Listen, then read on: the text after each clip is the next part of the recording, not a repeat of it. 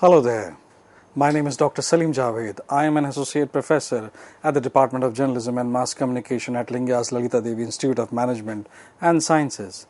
As you know that we have been talking about different story formats under the title of Understanding Cinema. We have talked about at least 4 kinds of story formats. Today we are going to talk about Dan Harmon's story circle. Now the very interesting point is why it is a circle, why it is not a straight line. There is a simple explanation to it. A circle gives you a holistic feeling, and a line has a beginning and end, whereas stories sometimes happen to have a holistic meaning conveying to its audience. So what is so special about Dan Harmon's story circle? Well, Dan Harmon is an American writer who reworked Joseph Campbell's The Hero's Journey into a more accessible format in the as you know that this hero's journey was like in the middle of 20th century. Joseph Campbell popularized the concept of hero's journey, how a hero starts a journey, what goes in the journey, and how the journey ends, or whether it is actually an end, or do we have other events coming up in hero's life. So this hero journey, he talked about this hero's journey in his book, which is very popular, The Hero with 1,000 Faces. So technically, if you remember that we have talked about The Hero with 1,000 Faces, written by Joseph Campbell, and Dan Harmon's story circle is an extension, or rather we can say has been developed from the hero's journey, or the heroes with 1,000 faces. Now, what is so different about this Dan Harmon's story circle? How it is different from Joseph Campbell? It is basically technically a protagonist arc. So the protagonist arc is broken into 8 acts in Dan Harmon's story circle. So this is what makes it peculiar. If you remember, we talked about Black Snyder, we talked about Joseph Campbell, we talked about Aristotle 3-act structure, and I keep on telling you about these things. These 8 steps are also known by the name of plot embryo or the story embryo. So this is very interesting that here we will get to know a lot about plot. Here we will get to know how events unfold, which is basically a logical extension of the previous act. Now they detail a character's journey as they attempt to achieve a goal that lies outside of their everyday experience. Whether or not they succeed, they will definitely differ upon their eventual return. Now this is what you can see on your screen, and we have actually talked about it a lot. The entire episode was dedicated to it. So this is basically Black Snyder beat sheet, where you have opening image, theme, setup, catalyst, debate, break into 2, B story, fun and game, midpoint, bad guy close in, all is lost, dark night of the soul, break into 3, finale, and the final images. So all these things, please understand this book, The Hero with 1,000 Faces, written by Joseph Campbell, is an amazing book. A lot of filmmakers, writers have read this book, and they have been drawing their own conclusion as per their understanding and convenience, and developing different sort of story formats. And the genesis of all this is Aristotle's 3-act structure.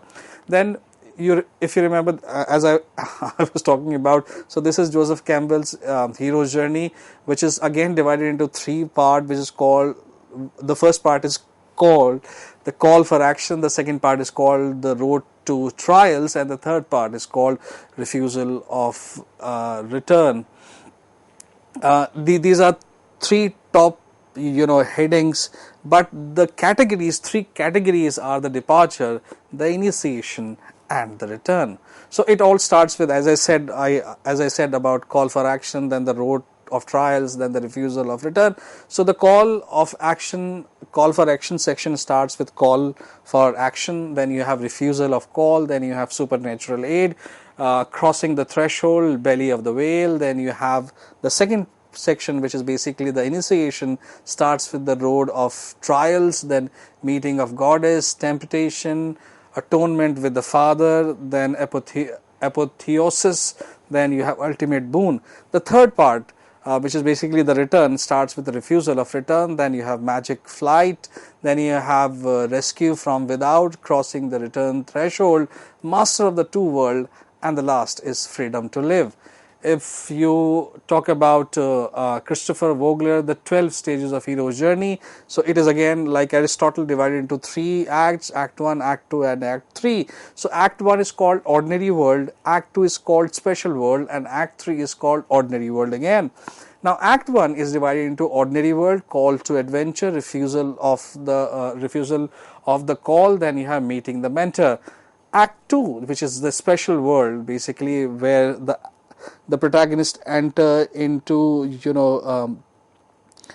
darkness of the story. So crossing the threshold, test allies, enemies. Then you have approach to inmost cave. Then you have ordeal. Then you have at the point of ordeal you have intermission. Then you have reward, seizing the sword, it is popularly called. Then Act 3 is basically the road back, resurrection, and return with exilaire. Now what if we talk about Den Harmons, so these are the eight stages that you are able to see right now. So stage 1 is basically you. These are very short names, but they talk a lot about what is going to happen within this particular category. Now the categories goes like you, need, go, search, find, take, return, and change. This may sound very easy, and you must be saying, sir, what is so special about Dan Harmon's story circle? Why only these 8 points?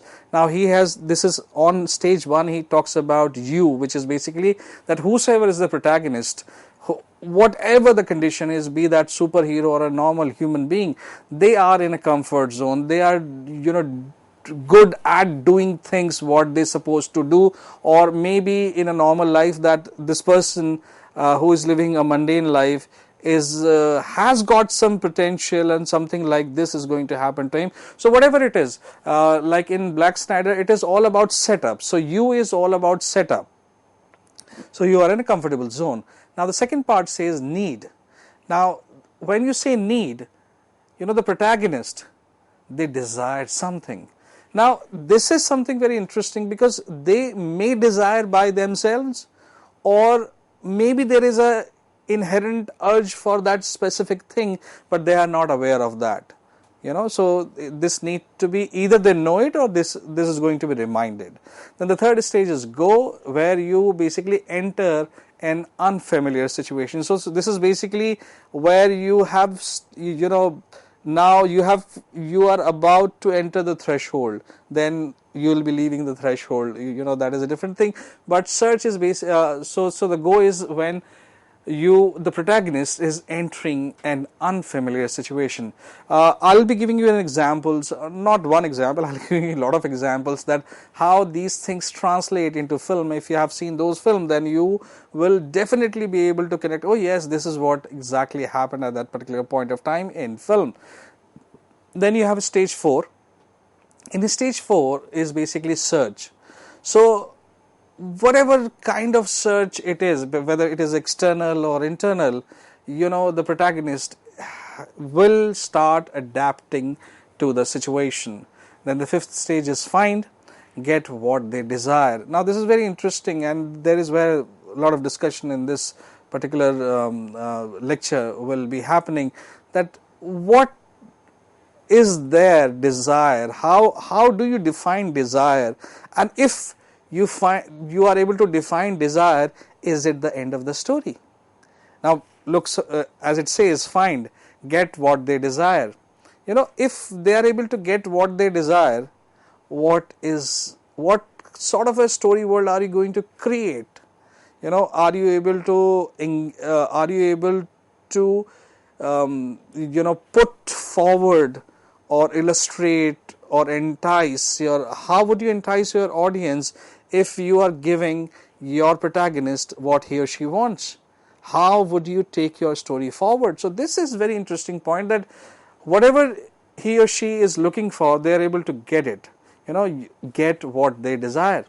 Then how do you forward the story. So this is very interesting. So technically he is able to give the protagonist what he or she wants at stage 5, but there are 3 or more stages, and here is where the secret lies, that if we are able to give our protagonist what he wants, and you are able to weave a story which is able to cross these things. Like most of our films, like I specifically remember for majority of the film, the entire film was all about what protagonists want, he or she gets it, story is over. Now then after that you have take the protagonist pays a heavy price of winning. Now this is very interesting. Then you on spot 7 you have return. So return to their familiar situation. So after that the last stage is change. They have changed completely. Now this is what Dan Harmon's story circle is all about. I have put it in chronological order, otherwise it's like it looks something like this on what is available on your screen right now. So that's why it starts with stage 1, goes to stage 2, 3, 4, 5, 6, 7 and 8. This is how the story completes itself. Now again, the stage 1 says about the stage is, if you remember, the stage 1 title is you, and that is written in a comfortable in a comfort zone or in a comfortable zone. Now the you step is crucial since it identifies the story's main character. Now if you remember when I talk about setup, so one where the title is you is basically we are talking about setup.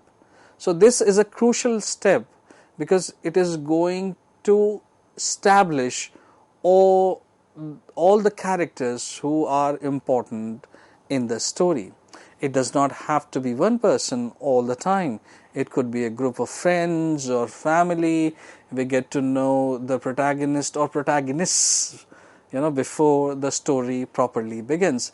Now what does it mean that the story properly begins? Has the story not started? Well, each story starts from the first frame in cinema. There is no scope for a loose frame when it is a final product, which is called when you are the version which you are going to release. So there is no one extra frame, so it may be an extra frame for you, but from the director's point of view or from the creative team point of view, it is a much desired thing which should be there in the film. So this particular stage where we are talking about the heading says you, or when your character is in a comfortable zone, is all about setup, where you are introduced to all the characters, all the people, those who hold some value, meaning, or they are going to contribute in story. You get to know about majority of them in the setup part. So this is what it is all about. It is also about that this is crucial for developing a captivating character arc. Now character arc is obviously, it is a journey which starts from a point and ends at a specific point. But if you are creating a captivating journey, there has to be highs and lows in the character graph or character arc.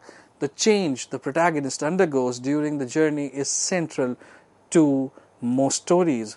Now, majority of this world cinema is also about one person, but there are films which are about, like Band of Brothers, which is about a lot of people simultaneously, a lot of other things, a lot of Life in a Metro has got a lot of characters, a lot of protagonists, and every individual character is the hero of his or her own story.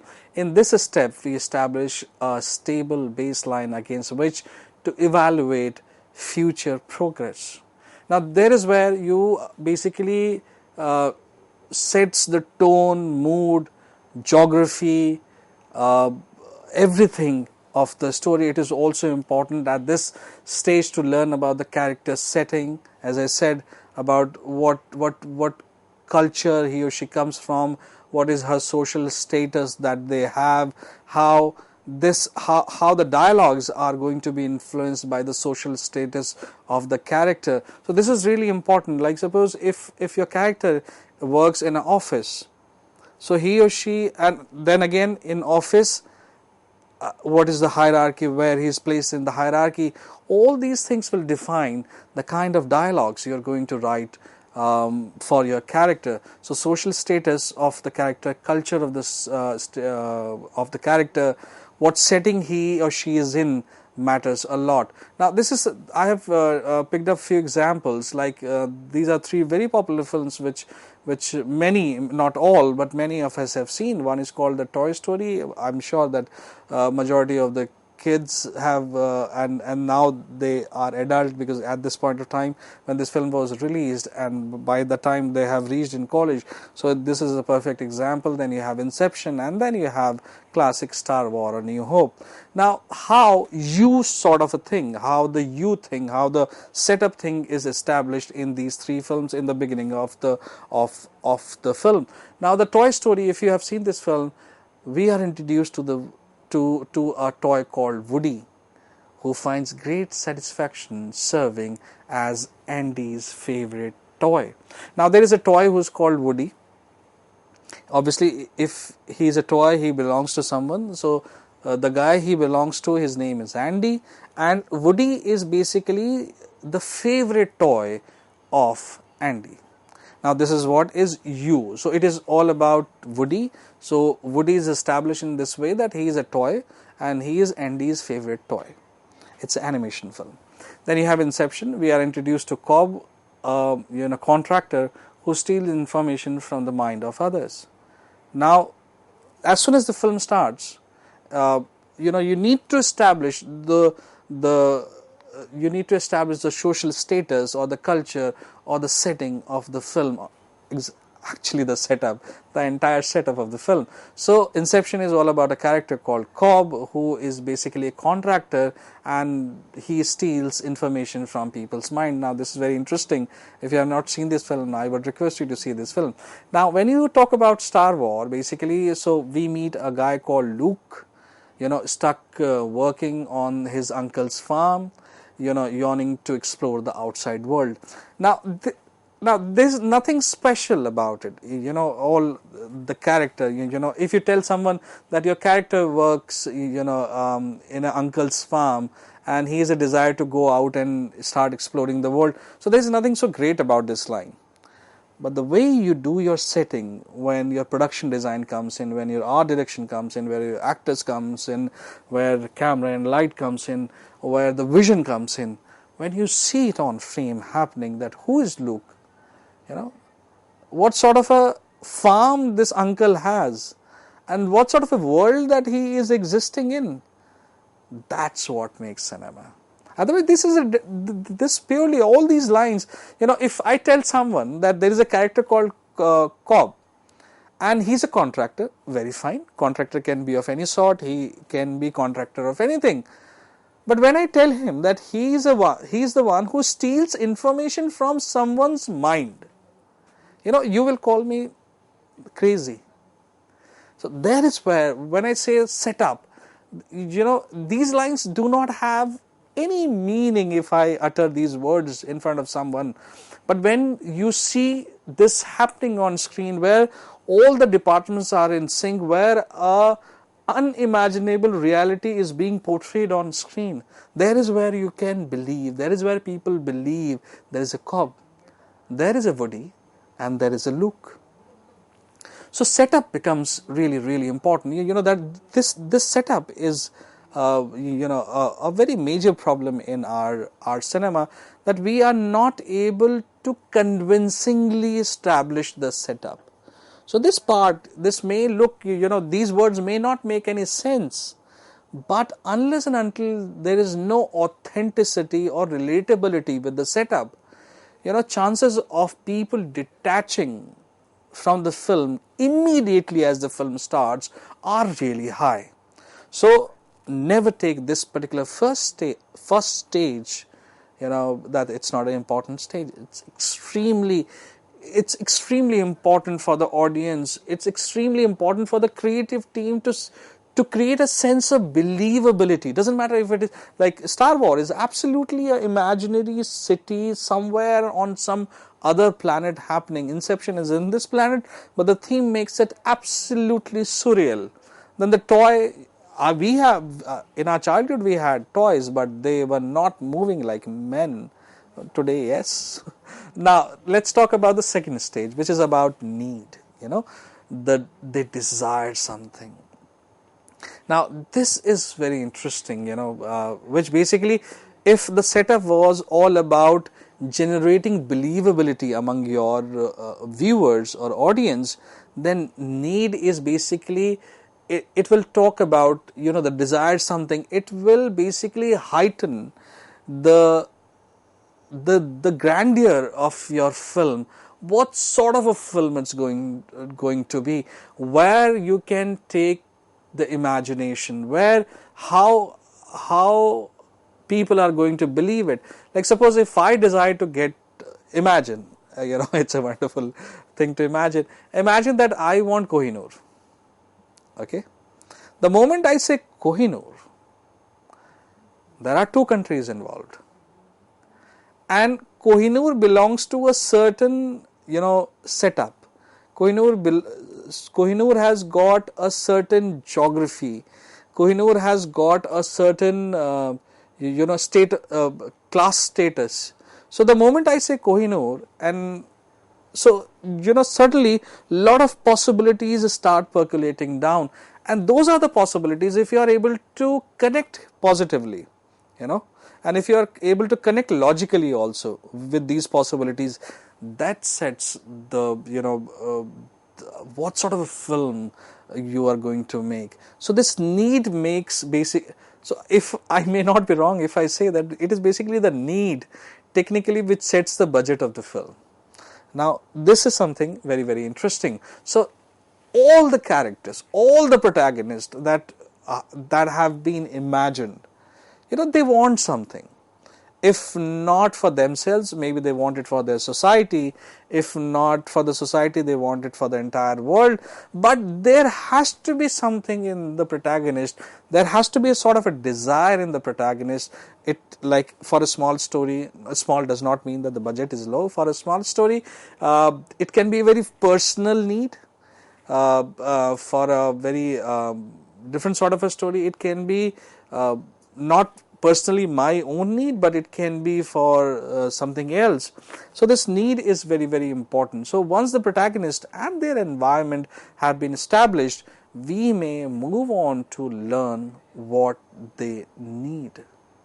Now this is very interesting. Like suppose if I always give an example of Bahubali and Three Idiots, because these are the films that a lot of people have seen. So when you talk about Bahubali, when he gets the mark, which is basically Black Snyder's point number 4, where he talks about catalyst.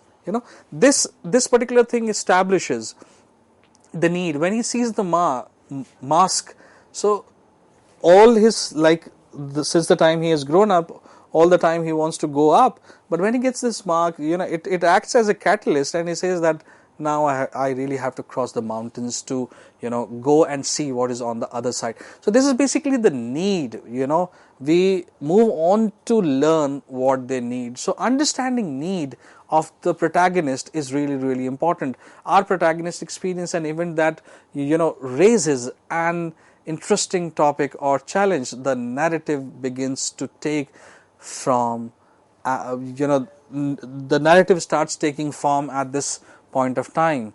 If you are the protagonist, then need is the plot element. This particular thing is really important. If narrative begins to take form at this point, if you are the protagonist, or like suppose in your story you are the protagonist, if you are the protagonist, then the need is the plot. This is absolutely a line to remember. If you understand this specific line, at times it happens that we are not able to differentiate between story and a plot. If you remember this line, that if you are the protagonist, then the protagonist's need is the plot. Trust me, you will be able to solve some of the biggest riddles in the world of screenplay writing. Thank you very much.